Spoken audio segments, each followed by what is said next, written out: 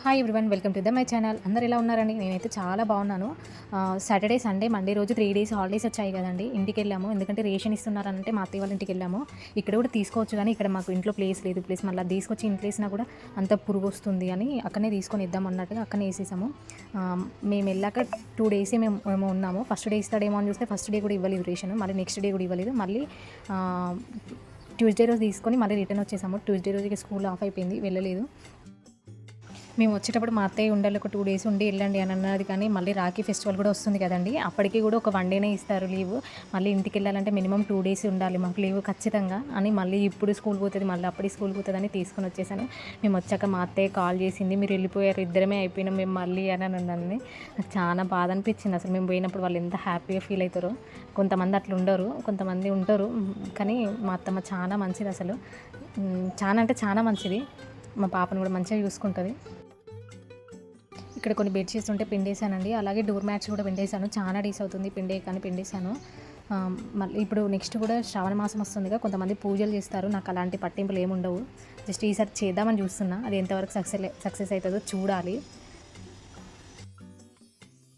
మొన్న మేము బస్సులో వెళ్ళే రోజు కూడా మా పాప బస్ మీద బోర్డు మీద నెంబర్స్ ఉండేది చదువుతుంది. అసలు ఎక్కడ చదువుతుందిరా ఏమని చూసేసరికి డ్రైవర్ దగ్గర బస్ నెంబర్స్ ఇంకొన్ని లెటర్స్ అండ్ డిజిట్స్తో కూడి 4 లైన్స్ ఏమో ఉన్నాయి. అవి ఆవిడ చదువుతుంటే అసలు చాలా హ్యాపీ అనిపించింది. మేము పక్కన సీట్లో కూర్చున్నాము కూడా చూసి నవ్వుతుంది. అసలు పోయిన ఇయర్ కూడా ఆమె నర్సరీలోనే కూర్చుంది, ఈ ఇయర్ కూడా నర్సరీ అయ్యాను. మళ్ళీ ఎందుకు జాయిన్ చేసామంటే సీట్ కోసం వెళ్తే మేము నర్సరీకి సీట్ ఇవ్వమండి, ఎల్కేజీకి సీట్ ఇవ్వమండి, నర్సరీకి ఇస్తాము. ఈ పాపకి ఏజీ లేదు అనేసరికి మళ్ళీ నర్సరీలోనే జాయిన్ చేసాము.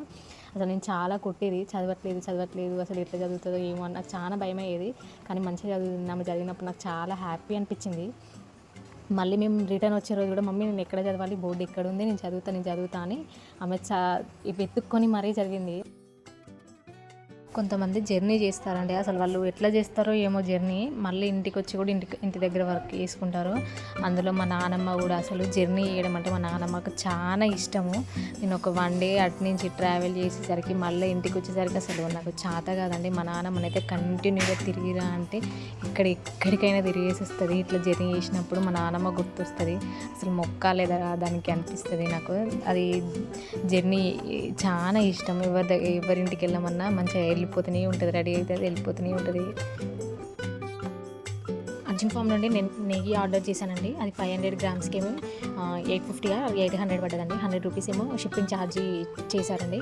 కానీ 20 డేస్ పట్టిందండి. వాళ్ళు మధ్యలో వచ్చాము, మేము కాల్ చేసాము, మీకు కాల్ కలవలేదు అని అన్నారు. కానీ అతను ఆర్డర్ చేసిన ఆయనే నెంబర్ తప్పు రాశాడు. అది మిస్టేక్ వల్ల మాకు ఆర్డర్ కూడా చాలా లేట్ వచ్చిందండి. మళ్ళీ వాళ్ళకి కంప్లైంట్ చేస్తే ఆర్డర్ ఇచ్చేసామని అంటే, అసలు ఆర్డర్ ఎవరికి ఇచ్చారు, మీరు ఇవ్వలేదు మాకు అని అంటే, మళ్ళీ అతను కంప్లైంట్ డీటెయిల్స్ తీసుకుంటే, మేడం మీకు ఫోన్ నెంబర్ కలవలేదంట అని అంటే, ఒకసారి మీకు నెంబర్ చెక్ చేసుకోండి అని అన్నప్పుడు అతని నెంబర్ మేము తప్పు రాసాం మేడం అని అన్నాక మళ్ళీ కొరియర్ అయిన అతనితో మాట్లాడి మళ్ళీ ఇప్పించాడు. లేదంటే అది రిటర్న్ వెళ్ళిపోయేదంట. అసలు ఇంకో 2 డేస్ అయితే మా దగ్గరికి వచ్చేదండి అని అన్నాడు. అంత అవునా అన్నాక మళ్ళీ తీసుకొచ్చి ఇచ్చేసాడు.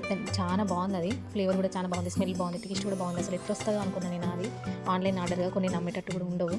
కానీ ఫస్ట్ చూసి చేశాను, ట్రస్టెడ్ పేజీ అనుకుని చేశాను. నేను దాన్ని క్లిప్ మిస్ అయింది. అసలు నేను దాన్ని చూపిద్దామని అనుకున్నా, ఆ క్లిప్ తీశాను నేను వీడియో, కానీ అది మిస్ అయిపోయింది. ఈ వ్లాగ్ చేయడంలో అసలు వీడియో దిగడం ఒక ఎత్తు అయితే, అసలు వీడియోకి వాయిస్ ఇవ్వడం కూడా ఒక ఎత్తు.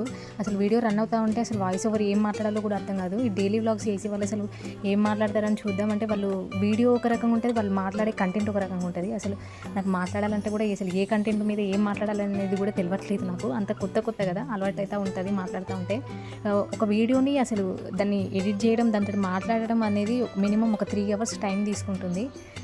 చేసే వాళ్ళకి అసలు చూసే వాళ్ళకి అది జస్ట్ వీడియో లాగా స్కిప్ చేసి వెళ్ళిపోతూ ఉంటారు. కానీ ఆ వీడియో వెనకాల ఒక మినిమం ఒక 4 అవర్స్ కష్టం ఉంటుంది అనిపిస్తుంది నాకు ఇప్పుడు చేస్తూ ఉంటుంటే.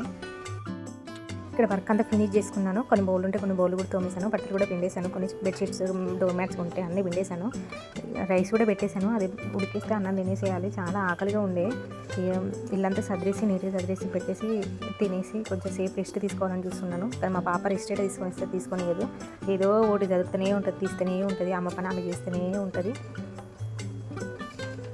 వీడియో చూసినందుకు థ్యాంక్ యూ సో మచ్ అండి. ఫుల్ వీడియో చూడండి ఏదైనా. See you on next video అండి. Thank you, bye.